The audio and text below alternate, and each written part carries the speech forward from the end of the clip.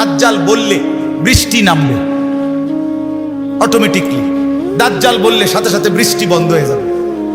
2 number, দাজ্জাল যেই কোনো জায়গা থেকে বললে স্বর্ণ রৌপ্য বের হবে খনির মতো, দাজ্জাল বললে সেটা আবার নিশ্চিহ্ন হয়ে যাবে। 3 নাম্বার, দাজ্জাল যেই কোনো জায়গায় বললে খাল হয়ে পানি বইতে থাকবে, দাজ্জাল বললে পানি শুকাইয়া সমতল হয়ে যাবে।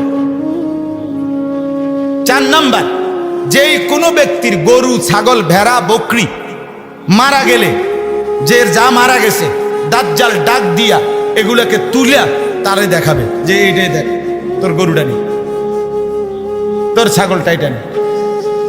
এরপরে 5 নাম্বার, আল্লাহ নবী সাল্লাল্লাহু আলাইহি সাল্লাম বলে দাজ্জাল যেই কোনো ব্যক্তির মৃত মা বাপ কবর থেকে তুললা দেখাবে যে এই দেখ তোর মা বাবার লগে কথা ক, তারা কি কয় শুন।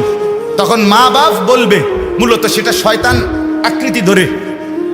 নবীজি বলছেন মা বাপ বলবে ইয়া বুনাইয়া ইন্নাহু রাব্বুক ফাত্তাবিউহু, নাউযুবিল্লাহ, এ তোর খোদা, এর অনুসরণ কর।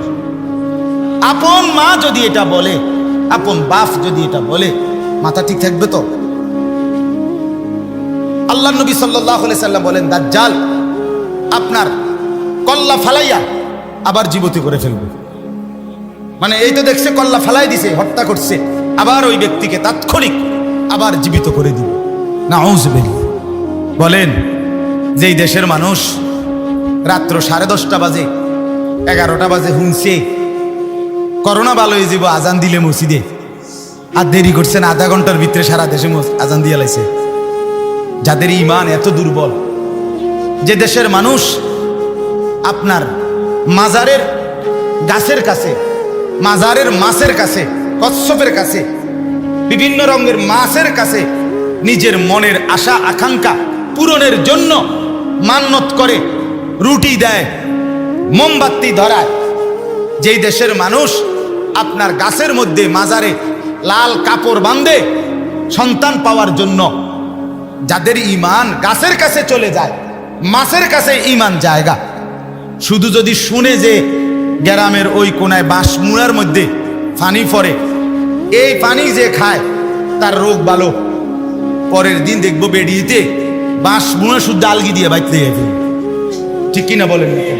সামান্য এটুকুতে যাদের ঈমান চলে যায়, তারা যখন এই কারবার দেখবে বৃষ্টি নামে বৃষ্টি বন্ধ হয়, পানি বয় পানি বন্ধ হয়, স্বর্ণরৌপ্য উঠে স্বর্ণরৌপ্য আবার চলে যায়, বাপ মা কথা কয় গরু ছাগল জীবিত হয়, এতে বেড়া বিশেষ করে মহিলারা সবার আগে কবা আরে কিতারে কস এ বেটা খোদা না, তার খোদা আইব করতে, এতে বালা খোদা কই পাইবা, বলবে কিনা বলেন? হ্যাঁ, আল্লাহ নবী সাল্লাল্লাহু আলাইহি ওয়াসাল্লাম বলেন আউয়ালু মান ইয়াতবাউহু আন-নিসা, হাদিস, দাজ্জালকে সর্বপ্রথম যারা অনুসরণ করবে তারা নারী, মহিলা। মহিলা বেলকিবাজি দেখলে মহিলারা আগে দৌড় মারে।